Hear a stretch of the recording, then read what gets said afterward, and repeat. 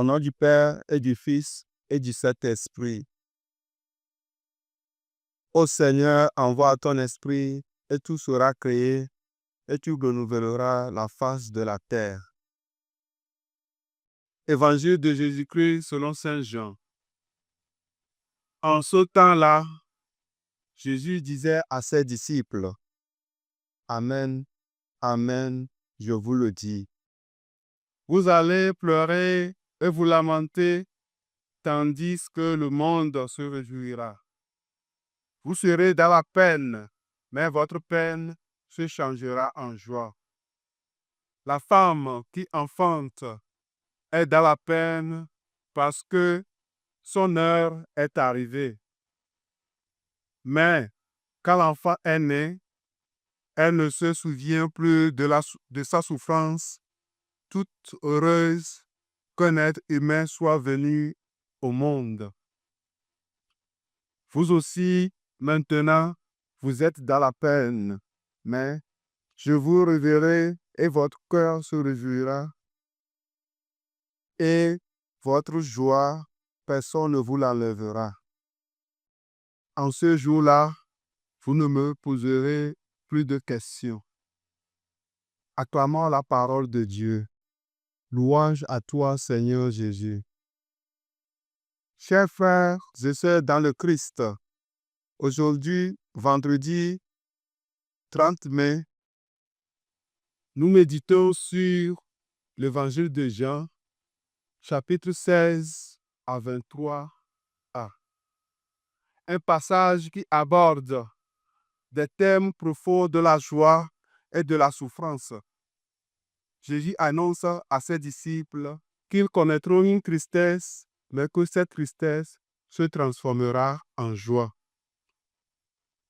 Parlons de la réalité de la souffrance. Jésus reconnaît que la vie chrétienne n'est pas exempte de douleurs et d'épreuves.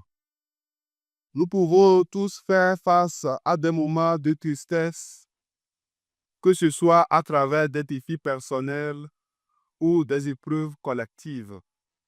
Cela nous rappelle que la souffrance fait partie intégrante de notre humanité. Je dirais même, sans la croix, pas de vie chrétienne. Il n'y a pas de vie chrétienne sans la croix. Touchons maintenant la promesse de la joie. Cependant, Jésus nous assure que cette tristesse se changera en joie. Comme une femme qui accouche, la douleur est suivie par la joie de la vie nouvelle. De même, nos épreuves peuvent mener à une transformation, à une croissance spirituelle qui nous rapproche de Dieu. L'importance de la prière. Jésus évoque également le pouvoir de la prière. Il nous invite à demander ce dont nous avons besoin en lui faisant confiance. La prière est une source de force, de réconfort et d'espoir dans nos moments difficiles. Chers amis, dans les périodes de tristesse, rappelons-nous la promesse de la vie qui viendra.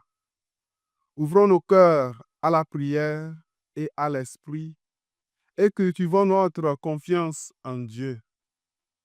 Que chaque épreuve soit une occasion de grandir et de découvrir la profondeur de la joie en Christ.